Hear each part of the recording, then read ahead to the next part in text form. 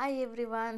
ಈ ಒಂದು ವ್ಲಾಗಲ್ಲಿ ನಾನೇನಪ್ಪ ತೋರಿಸ್ತಾ ಇದ್ದೀನಿ ಅಂತ ಹೇಳಿದ್ರೆ, ಲಾಸ್ಟ್ ಟೈಮು ನಾವು ಸಿಗಂದೂರು ಚೌಡೇಶ್ವರಿಗೆ ಹೋಗಿದ್ವಿ. ಅಂದರೆ ಮನೆ ದೇವರು, ನಮ್ಮ ಮನೆ ಹೆಣ್ಣು ದೇವರು.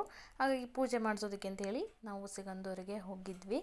ಆ ಒಂದು ಬ್ಯೂಟಿಫುಲ್ ಮೂಮೆಂಟ್ಸು ಮತ್ತು ಸುಂದರವಾದ ಕ್ಷಣಗಳನ್ನು ನಿಮ್ಮೊಂದಿಗೆ ಶೇರ್ ಮಾಡ್ಕೋತಾ ಇದ್ದೀನಿ ಈ ವ್ಲಾಗಲ್ಲಿ.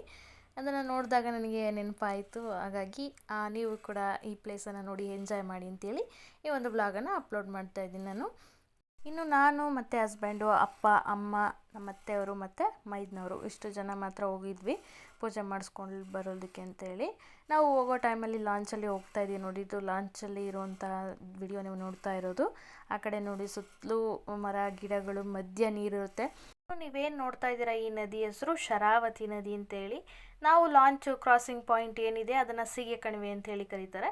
ಮತ್ತು ನಾವು ಹೋಗ್ಬೇಕಾಗಿರೋದು ಈಗ ಸಿಗಂದೂರಿಗೆ.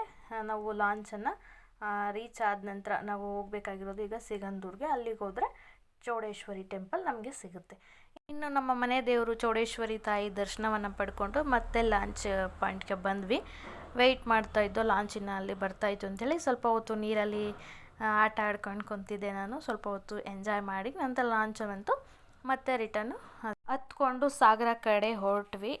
ಇಲ್ಲಿಂದ 30 to 35 ಕಿಲೋಮೀಟರ್ಸ್ ದೂರದಲ್ಲಿರೋ ಸಾಗರ ಕಡೆ ಹೊರಟ್ವಿ. ಅಲ್ಲಿ ಜೋಗ್ ಫಾಲ್ಸ್ಗೆ ಹೋಗೋಣ ಅಂತೇಳಿ.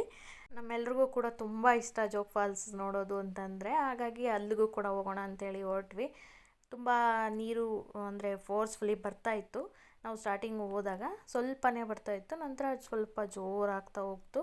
ಆವಾಗ ಸ್ವಲ್ಪ ಮಳೆ ಇತ್ತು, ಹಾಗಾಗಿ ಸ್ವಲ್ಪ ನೀರು ಜಾಸ್ತಿನೇ ಬರ್ತಾಯಿತ್ತು.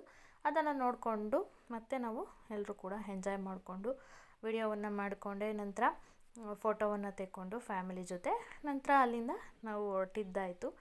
ಈ ಒಂದು ನೋಡಿ, ಅದು ಸುತ್ತಲೂ ಹಸಿರಾಗಿರುತ್ತೆ, ಹಚ್ಚ ಹಸಿರು, ಅದ್ರ ಮಧ್ಯೆ ನೀರು, ಅದು ಮುಖುತ್ತಲ್ಲ, ಅದನ್ನು ನೋಡೋದೇ ಒಂದು ಚೆಂದ.